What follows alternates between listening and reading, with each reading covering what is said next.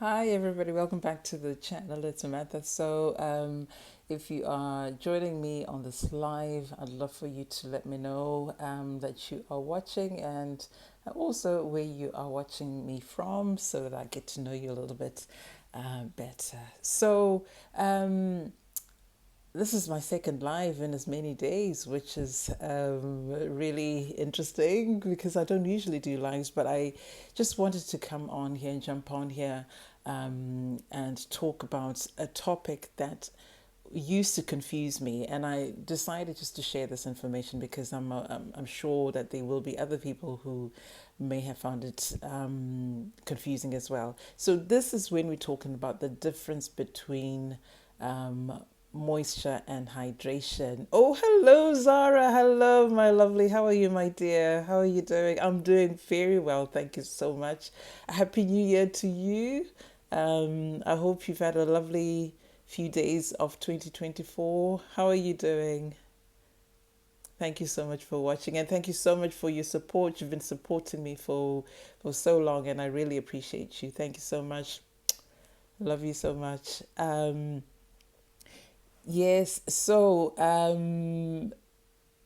okay, I will definitely send you my Instagram username. I'll put that in the description box below. Or if you write a comment on this video, I'll reply with my Instagram handle so you at least you can follow me there as well.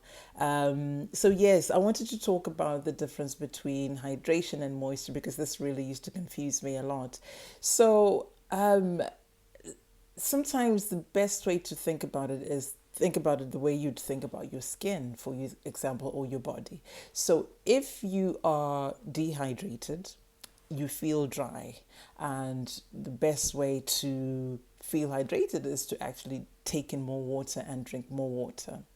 And then if you want to moisturize your skin, you're applying lotions and creams, etc. So when we're talking about hair hydration, this is basically talking about increasing the amount of water within the hair shaft. So the ways to do that are number one, to actually wash and cleanse your hair so that your hair shaft is better able to absorb the water, and also by drinking more water and using just water based products. When it comes to moisture, this is when we're talking about the hair's ability to retain oils, not water, oils. Retaining oils so that the hair stays soft and supple.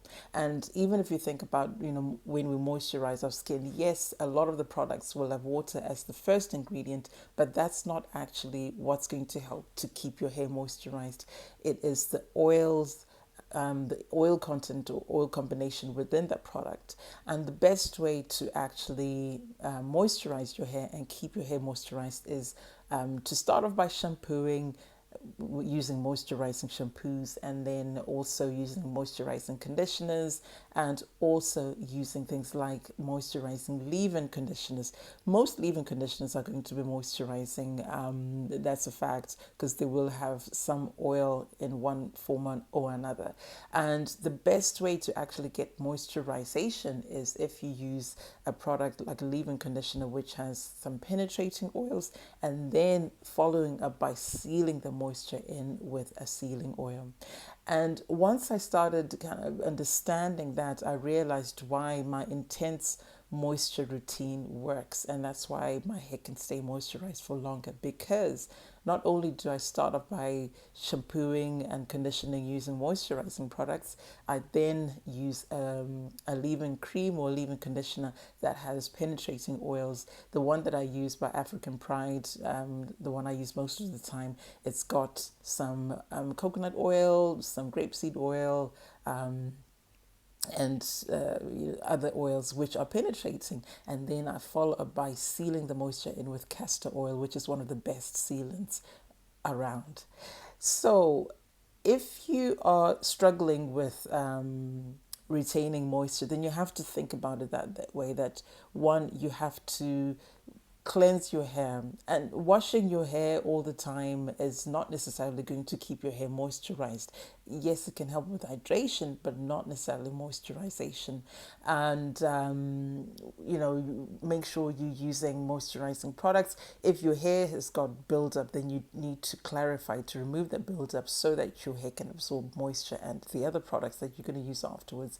And also using leave-in conditioners and sealing with some oil. It doesn't have to be a huge amount. You don't have to do it the intensive way that I do it. You can just use a small amount and that will still be fine. So if your hair tends to get dry a lot, my advice is not to keep spritzing it with water or a water-based product on a daily basis, because the danger of that is that the water can end up just oversaturated with water and it becomes limp and lifeless, and that's usually referred to as hygral fatigue. And your hair can get weak, because remember, hair is weak. In fact, people would say that your hair is weakest when it's wet. So if your hair is soaking wet and stays soaking wet because you keep applying water, your hair could get hygral fatigue, become mushy and fragile and break. So you could end up with breakage. So the best thing to do is actually, yes, hydrate your hair because your hair needs it. So drink more water, shampoo your hair, clarify when it's needed. But also focus on actually moisturizing your hair to prevent hygral fatigue. If your hair does unfortunately get hygral fatigue, then you will need to do something like a protein treatment, because that will help to replenish the protein that has been lost through the holes in the hair shaft. When you're talking about porosity, the pores in the hair shaft, and therefore putting in protein can help your hair to basically overcome the hygral fatigue. But a lot of people will apply water and things like that, and then just put it on a shower cap and go to bed every single night, keeping their hair soaking wet. That's actually not a good idea, and I wouldn't recommend it. And a lot of people do that because they find that their hair is getting dry quite quickly. So if that's the problem, then the solution is actually to use more moisturizing products like oil-based products, like a leave-in conditioner, and then just allow your hair to dry naturally. It doesn't have to stay wet for a long duration. So that's effectively it in terms of the differences between hydration and moisture. I hope that's clarified something for you. Thank you again to those who are watching. I really appreciate your love and support. And if you're still finding it a bit confusing, don't hesitate to comment in the comment section below, and I will do my very best to answer your questions. And also, if you are feeling a bit shy, you can contact me on Instagram and also via email, and I'll put my contact details in the description box of this video. So thank you so much to all my subscribers. You helping this channel to grow, and I love you so much for that. Thank you for always supporting me and inspiring me and motivating me. If you're watching this and you have not yet subscribed, then please subscribe, hit that subscribe button. And also, if you don't want to miss any of my uploads or my posts in the community section, then do ring the notification bell and then you'll be notified. Don't forget to share these videos with people who might be looking for this information, and you can share this through WhatsApp and all other social media channels. So that's it for today. Thank you so much. Until next time, my lovelies, have a wonderful day wherever you are, and take care of yourselves and your loved ones. God bless. Bye for now.